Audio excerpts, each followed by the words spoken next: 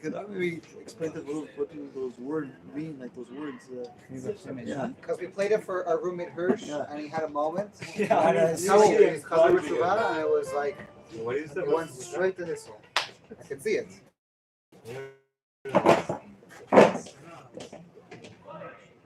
At first, I thought it was. We played it 10 times in a row, and it was like, I didn't stop. I'm a little bit challenged because for 20 years almost, on Thursday nights, I sat with the Chodesh guys like we're sitting now, and it never stopped.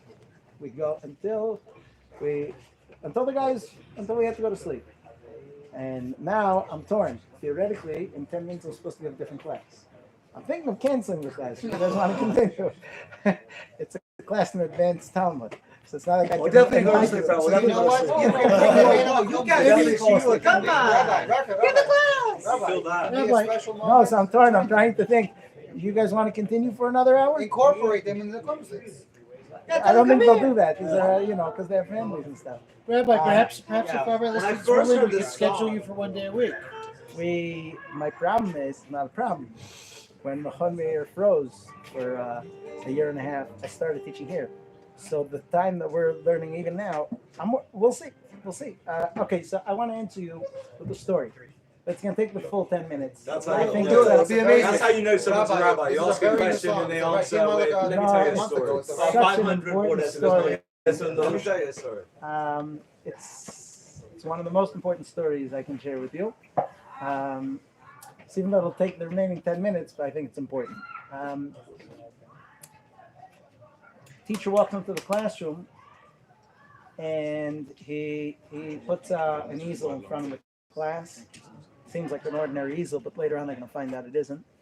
And he puts a white piece of paper on the easel, which seems like an ordinary white piece of paper. And he takes what do you call a paintbrush, and he dips it in black ink, and he touches it to the center of the page. And there's this big black dot at the center of the page where he touched it. And then he starts making circles around. And he doesn't redip his paintbrush in the ink. And as his circles get wider and wider, so he finishes the paint on his paintbrush. And as he reaches the outer edges of the piece of paper, this large piece of paper, the canvas, right? So there are wisps of black. And he finishes, so we have this dark circle in the middle, and then dark, round circles. And as they get bigger and bigger and bigger, becomes lighter and lighter until it becomes wisps of color. And he puts down the paintbrush. He turns to the classroom and he says, "Gentlemen, I have a question. Tell me, which point is, which point do you see which point do you see the most light? So one points to the upper left corner, right corner, bottom corner, right in the corners where he didn't paint. Oh, okay. There we see the most light. Where is there the least light? Where don't you see light? So they all point to the center dot. So he says, so what you're telling me is that the place that's darkest is here, right? They say, yeah. He turns a switch, and just behind that dark spot, a light bulb turns on. Thank you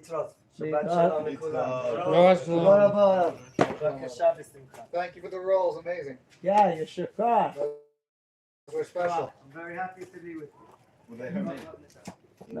And suddenly a light beam shoots out, and it's the most light on the page. So he says, you see, the most light is there. So he says, no, now I'm going to teach you a lesson for life. None of this place has lights. To tell me this has the most light and this has the least light, none of it is light. It's all reflection of light. On the darkest spot, so it didn't reflect light. On the white spots, so it reflected light. The only place there was real light was where I turned on the light bulb. And now, for life, the professor says. He says, much of our life, we spend reflecting light. That means people tell you, you play beautiful guitar. They're right. You have beautiful hair. They're right. You have a great sense of humor. They're right. You know you're very smart. They're right. You reflect a lot of what people say to you. Great. But that's not called being a light. Being a light is when no one's shining on you. When the world is not shining on you. On the contrary, there's no light to reflect. And if at that moment you're willing to shine, that's called your light. Now,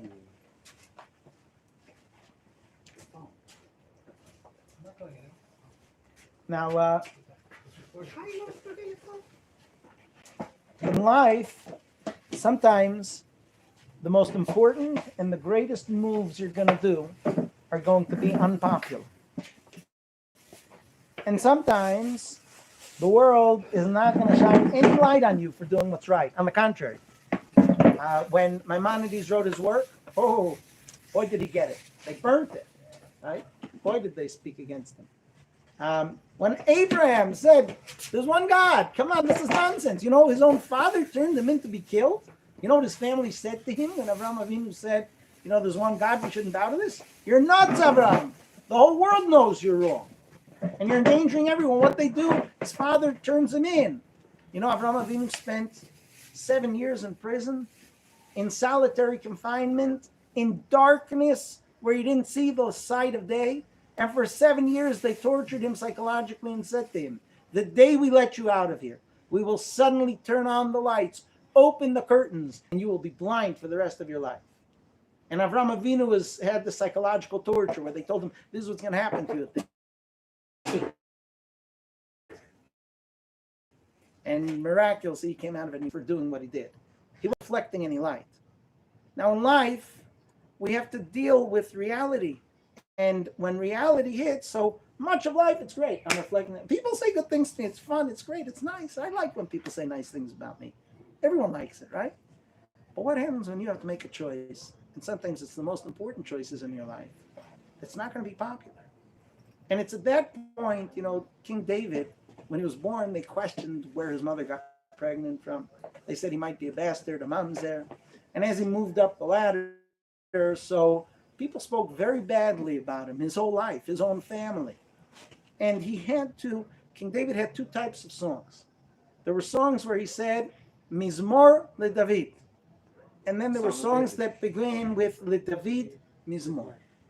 Le David Mizmor means that King David had attained his true identity, he had attained his spiritual heights, and from there emanated the song. Mizmor le David means he was nowhere. He was all depressed. He was down. He took a guitar, he took some music, Mizmor, he played. And as he uplifted himself, the Talmud says, then the psalm came forth, and he had heavenly inspiration, and the psalm came forth. So I read this Gemara, and I say to myself, let's see. David HaMelech blamed himself for the death of the Kohanim of the city of Nov. They were all executed because of him. David HaMelech blamed himself, correctly so, for the death of his baby, because God said to him after he slept with Bathsheba that the baby she just got pregnant with would die. So David HaMelech, King David, our giant King David, had to live with knowing that a baby died, and it's his fault. David HaMelech blamed himself for the rape of his daughter Tamar, because that was also part of what happened because of what he did. David HaMelech blamed himself for the assassination of his son Amnon. David HaMelech blamed himself, and all this is true. He's right to blame himself for it. Wait a second. There's almost isn't a giant in Jewish history like King David. His son Avshalom was killed, and it's his fault. 3 spears to the heart. How do you live with yourself after that? How many people died, and it's his fault? It's his fault. The prophet tells him so. God tells him so. And yet, why is David great? David can sing a song and say, you want me to get to my real identity? My real identity is not the guy who did all those terrible things. And here, we're going to have to end with a story. We had a student of the Machon who called me and told me the following story, and this is what led me to understand everything we just discussed. He was serving in the army. It was Shabbat afternoon. He was in the tent, and suddenly his phone jingles. An SMS comes in. 5 minutes later, he suddenly looks at the phone in his hand, and he says, what did I just do? For 5 minutes, I've been SMSing on Shabbos. He puts down the phone, and he says, you fake. I thought I was keeping Shabbos already. And how did I just do this? I wasn't even thinking. And he's standing there thinking, it's so terrible. What did I just do? I wanted to keep Shabbos. I do keep Shabbos. Here I am SMSing on Shabbos. What's wrong with me? And he stood there, and he started remembering a class that we had together. We had learned the Yemenite epistle, Maimonides' letter to the Jews in Yemen, who were told by the Muslims that they convert or die. And the Rambam wrote them a letter of encouragement. And in that letter, he discusses certain tenets of Jewish faith. And one of the things he says is that Yeravam ben Nevat, who had caused most of the Jewish people to worship idols, he did some very, very harsh things. So the Rambam writes over there, you should know that Yeravam ben Nevat is taken for task that one day of Sukkot where he didn't shake lulav. So in Shemaim, they take him to task for that. Yeravam might think I did a lot bigger things than not shake that lulav. In Shemaim, they don't look at it that way. You're responsible for every single mitzvah. You can't say, well, I messed up on this, so now it's okay to mess up on that. So he stood there thinking, I messed up on A. Does that mean I should now mess up on B? And he's watching his cell phone as a friend runs by and says, Mincha, Mincha, come. And he's thinking, me and Mincha, what do I have to do with Mincha? I just transgressed Shabbos. What am I going down Mincha for? And then he remembered that piece of the Rambam, Igeret Teman, and he got up and he ran to daven Mincha.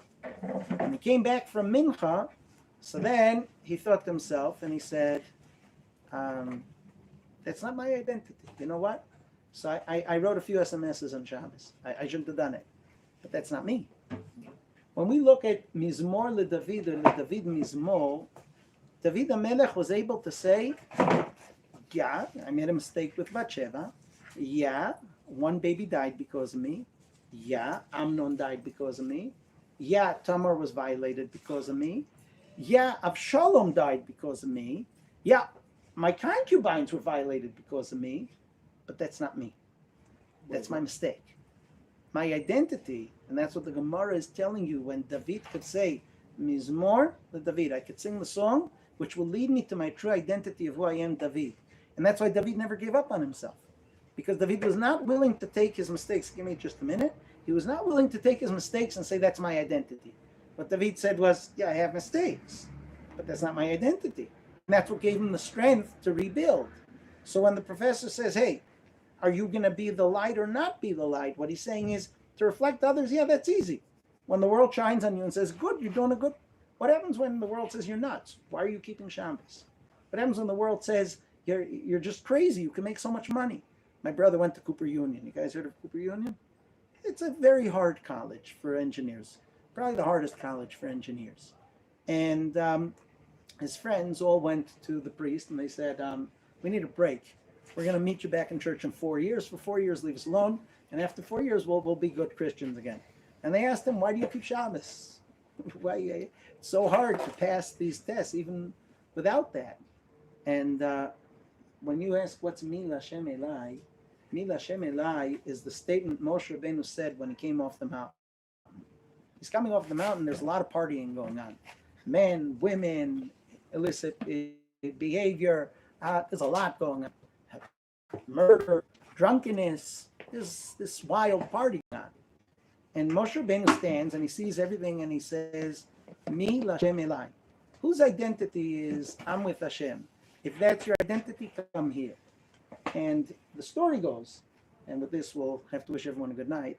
The story goes that the Chafetz Chaim once met a Jew who was traveling, I think, to the United States.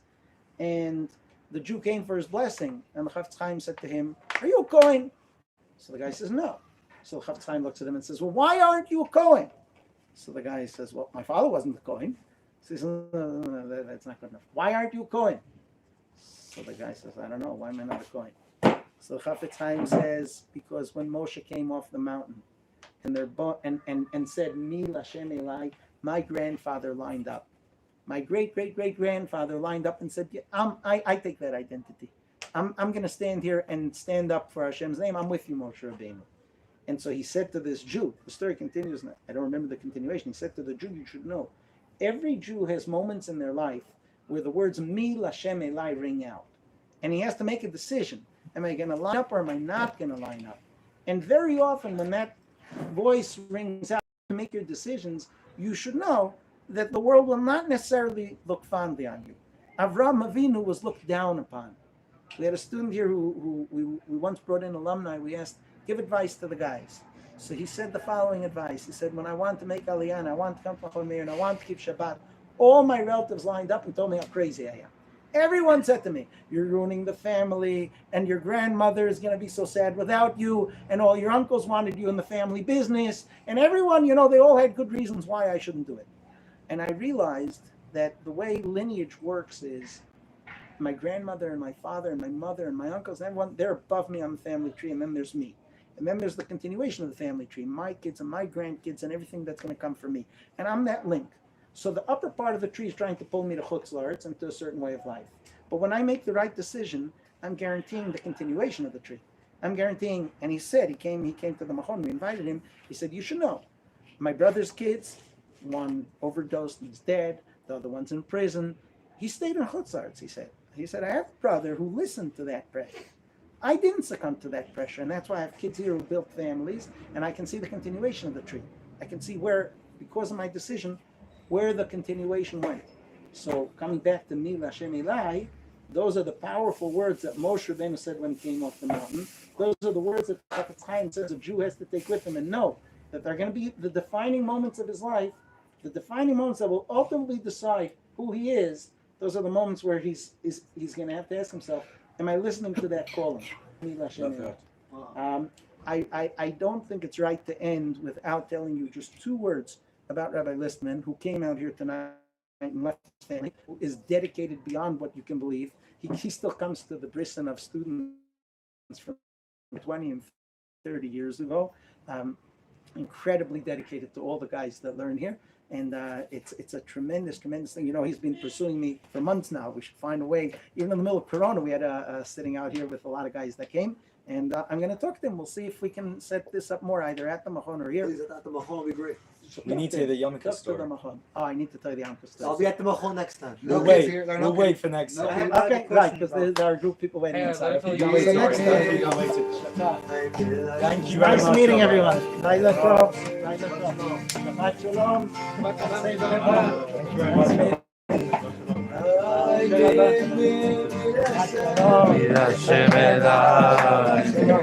When you speak to your brother, send him my regards. Shabbat Shalom. You have the baby? Shabbat Shalom. So regarding